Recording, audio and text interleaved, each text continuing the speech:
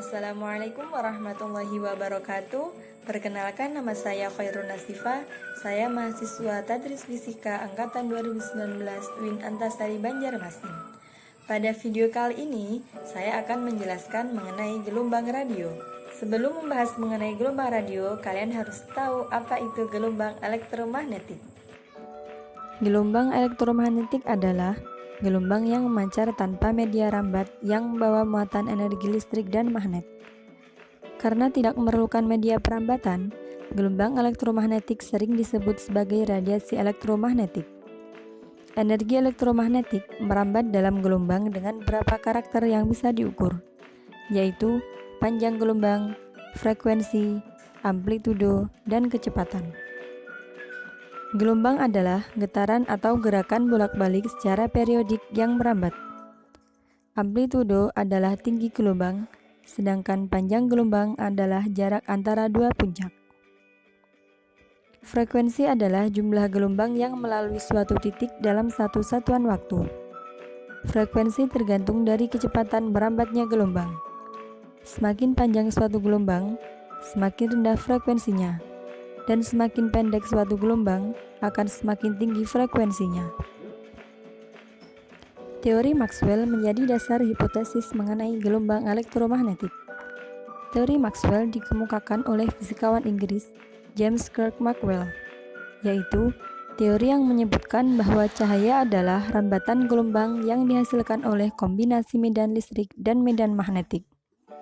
Gelombang yang dihasilkan oleh medan listrik dan medan magnet ini disebut gelombang elektromagnetik. Tatanan seluruh bentuk gelombang elektromagnetik disebut spektrum gelombang. Dilihat dari frekuensinya, urutan spektrum gelombang elektromagnetik adalah sinar gamma, sinar X, sinar ultraviolet, sinar tampak, sinar inframerah, gelombang makro, gelombang televisi, dan gelombang radio. Berbagai gelombang elektromagnetik hanya berbeda dalam panjang gelombang dan frekuensinya.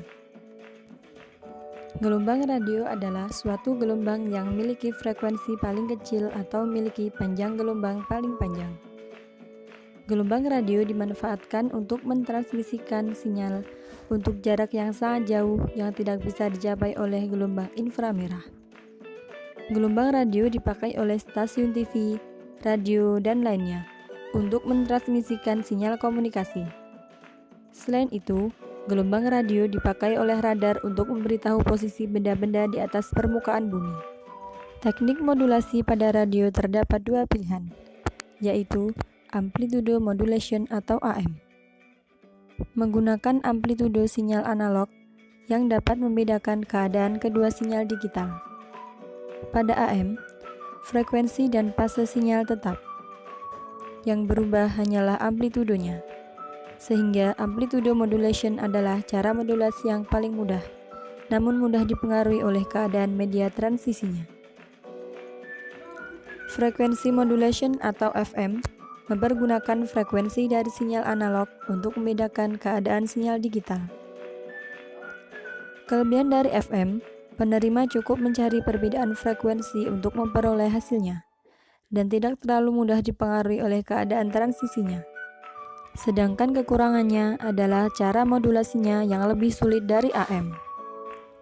Fase modulation atau PM menggunakan perbedaan sudut fase dari sinyal analog untuk membedakan keadaan kedua sinyal digital. Gelombang radio merambat di udara bebas dengan kecepatan 300.000 km per detik. Getaran-getaran suara dalam percakapan telepon atau getaran yang ditimbulkan oleh pengirim diubah menjadi getaran-getaran listrik sepanjang penyalurannya. Sesampainya di tempat tujuan, getaran listrik itu diubah kembali menjadi getaran informasi yang dapat didengar dan dimengerti oleh si penerima berita. Melalui pesawat telepon atau monitor suatu penerima televisi.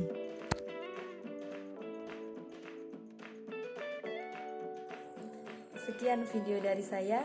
Wassalamualaikum warahmatullahi wabarakatuh.